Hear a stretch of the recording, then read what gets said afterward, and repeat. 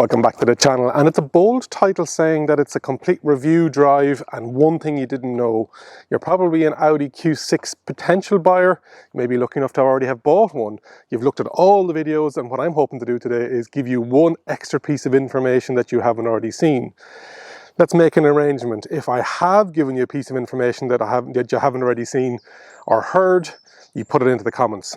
If I've given you everything and I've missed something, please put it into the comments too, so that other people can learn from something that I've missed. But I think it's going to be a fairly comprehensive review. Second time having this on the channel. The first time was at the international launch in Germany, but it's great to get here on Irish roads. We're in right-hand drive and we're in the Quattro version. So a couple of different trims here in Ireland, but depending on your market will dictate as to what you get and the offers that you get. 7 simple steps here in Ireland to order one, with a couple of optionals towards the end. But we're going to have a look around the outside, the inside, and then also take it out for a drive. So let's get started. Down at the front, and it's pretty familiar Audi fare, and you really kind of have to be eagle-eyed to spot whether this is a Q4, a Q6 or a Q8. And I'll put a picture up on the screen. I was in my local gym recently this week and it was parked beside a Q4, and yes, this is a bigger vehicle, but front on, I'm not sure many people's going to know the difference. And I know that in our office, Sean drives an original e-tron, and again, in the front now, eagle-eyed will spot the split headlights. So you've got this beautiful LED matrix with some light signatures depending on the trim, and then that high-low beam module in underneath. You can get this in contrast color, body color, or mythos black. So again, it's starting to differentiate it. You've got some nice gloss black. You've got your air in underneath the vents that open and close with your cruise control radar. And you've also got a Frunk, which is nice to see on a Volkswagen Group. This is on the PPE platform, which stands for Premium Platform Electric. The cargo volume of the Frunk is 64 litres, the roof load is 75 kgs, the vertical load on the rear for bicycles etc. is 100 kgs, and it has a length of nearly 4.8 metres, a width of nearly 2.2 metres with the mirrors, a height of nearly 1.7 metres, and a wheelbase of nearly 2.9, and an overall weight of 2,400 kgs unladen. Down along the side, you have your body-coloured wheel arches. You can get these wheels in 18s to 21s. Today we're on the 20s, and on the front we have 255 50 20s with these aero wheels and the red caliper brakes. A lot of body coloured, but you do have this kind of split with this black, gloss black in the bottom of the door with e-tron embossed into the side of it. Body coloured door handles, gloss black wing mirrors, gloss black B-pillar, and from the newer Audis of date, you're going to get the model. And so this is the Q6 e-tron Quattro. And so anytime you want to know what is that Audi, you'll be able to see that there. Gloss black C-pillar, and then that swoop up. And there's a kind of a gloss black, there's no chrome on it, all the way across the top of the doors that leads into underneath the black window. Overall, it is, if somebody's looking for an Audi SUV, this is what you're going to get. It's not going to rock too many boats, but on the rear tyres, we are on 285 45 20, so a staggered lower and wider tyre on the rear, which is a first for Audi, I believe. Down at the rear of the Q6 e-tron, you've got your gloss black shark veneer, you've got your spoiler with your high-level brake lamp, you've got a window wiper, you've got that new flat Audi logo, the rings, and then we've got some new designations. Obviously all the even numbers now are electric, so Q6, Q4, Q8. You've got that red flash for Sportline. You've got these absolutely stunning rear lights. The whole bar reminds me of the e-tron GT, but these OLEDs are optional extras, and there's 6 different signatures, and there's hazard light warnings, there's tailgating. It'll change if it feels that the car behind is too tight. But look at this, just sit and stand and watch. Look at how gorgeous they look. Underneath that then you've got some gloss black reflectors, diffuser, and then you've got your 360-degree camera in underneath. Over 530, nearly 530 litres, 523 or 526, and you have the ability of knocking these down. This is on the optional air suspension, which we're going to talk about when we're out for a drive. And then a really great size trunk.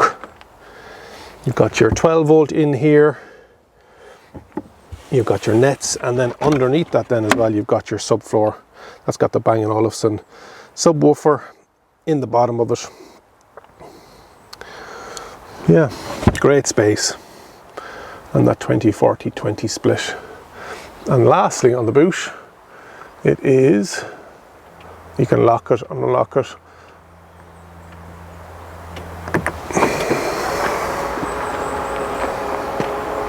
Like some other Audis, you've got dual charging ports on either side for AC. So on the right hand side, you have AC up to 11 kilowatt, and then on the left hand side, you have your AC and DC CCS connector, depending on your market. It is 11 kilowatt and AC again, but also on DC, it's 270 kilowatt, 10 to 80% in 21 minutes, and an average of 200 kilowatts within that 10 to 80%. It has plug and charge is supported, and a heat pump is standard with an 800 volt architecture. Battery size is 100 kilowatts with 94.9 of that usable. Inside the Q6 e-tron, and it's a lovely place to be. It has two types of steering wheel, a fully circular one, or it has the sport one with its flat top and flat bottom. Both are multifunction, both are leather, and both have paddles on the back for regenerative braking. Left hand side is lights, right hand side is wipers, and then you've got a cruise control stalk above my left knee. This one has the augmented reality head-up display, and we're starting to see a bit more of that VW group sharing, like the blind spot indicator on the side mirrors. It's very much out of a Skoda and a Volkswagen. And we have that ID light in Volkswagen land. I'm not sure what they're calling it in Audi land, but it's a light that goes all the way along, and it flashes with indicators. When your indicator is on, it also flashes red if there's something ahead of you that you need to grab your attention, etc. You've got an 11.5 inch driver screen, very clear, and you can change how that looks. And you've got a 14.5 inch screen, which is Android based. The assistant has over 800 commands. It's really snappy. And it has a little middle menu in here as well that has kind of your shortcuts into it. Everything is on the screen. It is climate control all the way along the bottom, and that's dual zone. This car has the massage seats and the heated seats. You can see that they're the S-line seats.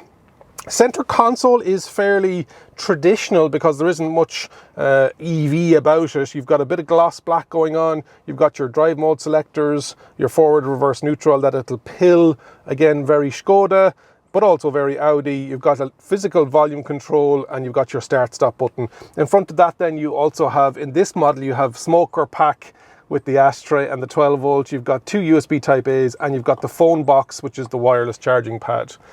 Probably the biggest talking point on this Q6 is the fact that there is a passenger screen over there, and they can watch YouTube, etc., using the car's mobile data, streaming services. They can change the entry of the navigation, and when I'm in drive mode, I can't see that screen at all. It goes into privacy mode, but I can still hear it. So it'd be interesting to see if they allow people to plug in their headphones or wirelessly listen to YouTube, because even though I can't see the YouTube, me hearing it is something that's probably going to be a bit distracting, or wanting to know what's going on, especially if it's EV review here at Nevo. And if you haven't already subscribed, please do so. Decent sized glove box. A couple of the options on the Irish selector is you can do different inlays on the top of the dash. It is a fairly straightforward process. It was a bit convoluted in the past with Audi, but now it's all about making it more streamlined. You pick your trim, you pick your packages, you pick whether you want MMI, your colours, your wheels. Your interior colours in Ireland are black, beige or brown, and they can be in man-made leather or real leather.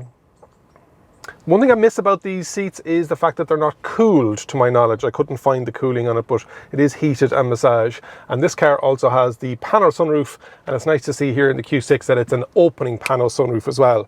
But overall, it's a lovely, it's got a Bang & Olufsen sound system with speakers in the headrest, and on navigation, the inbuilt navigation, it makes sure that the arrows come up on the augmented reality head-up display, but also the navigation prompts come through the driver headset or headrest only. The last thing I want to talk about in the front is you've got this panel on the door, lights, central locking, the ability to move your windows, and then your presets, and the ability to lock either window, not both windows, in the back for children. It's interesting. Do we need that much stuff on the door? Probably not. And before I jump into the back, there's a blank panel on the handle, and I don't know what it's for. If you know what it's for, let me know in the comments, even though this video is supposed to be me telling you one thing that you didn't know. If you know what that little button is for, or what optional extra is not on this car, let me know.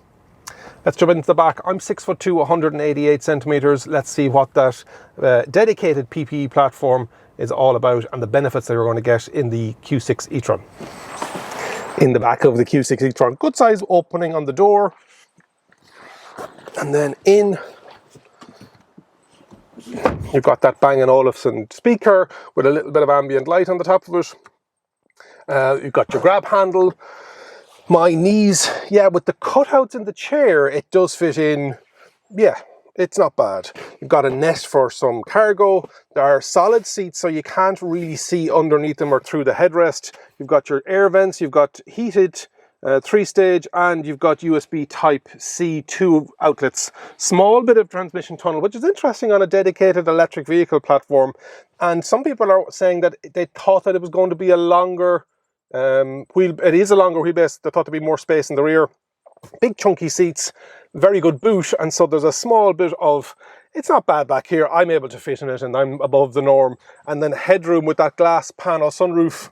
Yeah, there's still a couple of centimeters. Central seat, excuse me, is wide. You've got 2 ISOFIX in the rear, another one in the front, and you also have the ability for that central armrest with the dual cup holders. And I believe that the hatch, oh yeah, sorry, there is a ski hatch in here as well, or sorry, the central section of the seat, it's not a ski hatch, so it's 40-20-40, comes all the way down, so if you want to bring something long through, you can do that as well. Seats are gorgeous. They've got this black, I'm not sure whether it's real leather or artificial leather, and it's got this Alcantara diamond stitching in the middle of it. Let's take it out for a drive. Child lock, love it. Nevo Electric Vehicle Show is back in partnership with Bank of Ireland. The show's second instalment will take place in the RDS Simmons Court on the 10th of November 2024. Building on the sold-out success of the previous show, this will be Ireland's largest ever motor show.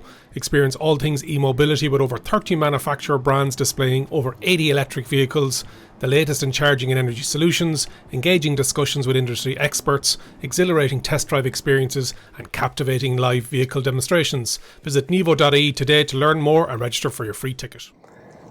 What's it like driving the Q6 e-tron? Keyless entry, push button start, and then 2-stage regenerative braking, D mode and B mode, and then that D mode is adaptive.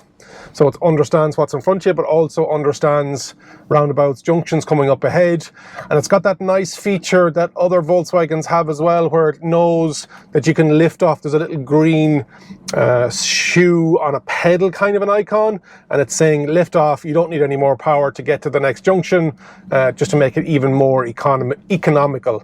That augmented reality head-up display is lovely.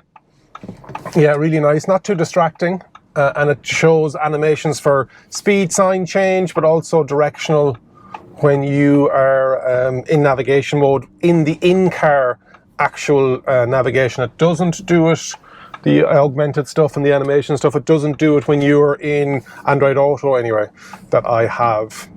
Visibility is great, love those Volkswagen Group door mirrors, nice and wide and big. Good visibility out the rear as well, as long again as there's no central passenger, but it's kind of a mini headrest. Would you fit a third passenger in there? Absolutely. Would they be 3 big lads? It'd be on a short journey for sure. The air suspension is gorgeous. It just takes away all the, yeah, it's a lovely drive. We drove down to Port Harlington yesterday, and on the motorway, any car is good, but just on those back roads, very much like this here now today, yeah, it's super smooth. Disc brakes all around, which we didn't have on the Q4, and you've got the speed sign recognition with regards to just letting you know if you're going over it. That steering wheel is lovely as well with the flat top, flat bottom. I wonder if how much of a difference would the circular one be? Prices for the Q6 e-tron start off on the base level, the Advance, at 81,000, and then jumping up to 86, 87,000 for the Quattro. There will be an SQ6, will be a smaller battery version coming. This battery is 100 kilowatt with around 95 kilowatts of it usable. WLTP is saying over 600 kilometers, 625 I believe, and real world I'm getting around about between 20 and 22 kilowatt hour per 100 kilometers. So that was motorway yesterday, 120 kilometers an hour. Real world, between urban and motorway, you're probably talking high 490, 500. So it'll all depend, as always, on your driving style. There's a Q4 Sportback Coupe. Hopefully you caught it on that second camera. Quietness, super quiet. If I'm not mistaken, I think it's acoustic glass. Yeah, the double pane glass is there. But yeah, it's super quiet. It's lovely. We'll take it out on the motorway to see what the road noise is on like that. 3 trims in Ireland, starting off at 81,000 euros, jumping up to the Quattro version, which we're in today, at 87,600, before any of the optional extras. I don't have a spec sheet on exactly what this costs today, but I'd say it's probably clipping the 100,000 between everything that's on it. Is it worth it? It's up against some stiff competition. Probably the Porsche Macan. A well-spec'd Q6 is probably still coming in underneath a base level Macan, and it's the same PPE platform in underneath. So yeah, there's going to be a bit of a fight there. Number 1, number 2, you're up against some tough competition for the likes of the Polestar 3, Polestar 4, very well spec'd. BMW iX3. Yeah, it's beautiful. So it's a Quattro all-wheel drive with 285 kilowatts power across both axles, giving you 387 PS with 855 newton meters of torque and a top speed of 210. 0 to 100 kilometers an hour in the Q6 e-tron Quattro is 5.9 seconds. So not the fastest, but it is a large SUV and it can shift when you need it to shift. Stick it into sport, no problem at all. With the regen braking paddles, it's got a couple of different levels, I think 3 on the paddles, and then you can put it into B mode as well. So let's see if it will stop us. It potentially would. Definitely one pedal feel anyway. Let's bring it back to B. Oh, and you can definitely feel the regen on that. And with the 800 volt system, what they've done is if you come to a charging infrastructure that doesn't have 800 volt capacity, it will actually split the battery in 2 and divide 400 volt and 400 volt and fill different parts of the battery up at the same time, achieving a super fast speed that we've talked about already. But in turn, that regenerative braking is also benefited from that system with regards to how much energy it can recoup. Over 200 kilowatts capacity in regenerative braking. Yeah, that's nice and strong. I love a good regen on a car. Is it full one pedal? We'll have to try it out as we come up to a junction coming off the M50 South. So we're here and it's a 120 kilometer an hour stretch. The adaptive cruise control stock set, and then there's a little radar icon and it's showing where it knows that the vehicles are. What I love about it as well, in Ireland on 3-lane motorways, there is a tendency for Irish drivers to stick and hog the middle lane. And so if you're on the inside lane where you're supposed to be, it won't let you undertake, which is the legal way it should be anyway. It'll match the middle lane driver and you have to overtake that. You have to go into the overtaking lane, but it knows that. So it's on the radar, you can see which car it's tracking onto and which speed it's matching itself to. So even though I have 120 on the adaptive cruise control, the car in front of me is doing 110, and I can see which car it's locked onto. If I indicate and go into the next lane, it's picking up that car then. Super smooth, super quiet. Yeah. It's a Quattro as well, so it has phenomenal towing capabilities, 2,600 kgs. Like, if you're looking for something that can tow, and I know these Audis, the e-trons, etc., do very well in the Nordic countries because of that SUV, great quality. The original e-tron, and that's going to be really eaten by Q6, the Q8. This is a newer platform, so it's going to be interesting to see why would you go for the Q8 when this is, in theory, so good. And it has been for the last couple of days that I've had it. Yeah, that adaptive cruise control. And it's also doing lane centering, lane keeping, not touching the steering wheel there, just a small baby fingers. Hopefully you've enjoyed my review and drive of the Q6 e-tron. The promise I made at the start was that you were going to find out one thing that you didn't know already. If that's the case, jump into the comments and let me know what it was.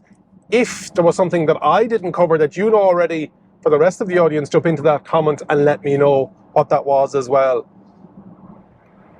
Like the video, share it, and remember, if you think an EV is for you, leave it to me and I'll review. Thank you very much for watching, and if you enjoyed this video, I know you're going to enjoy the next video too.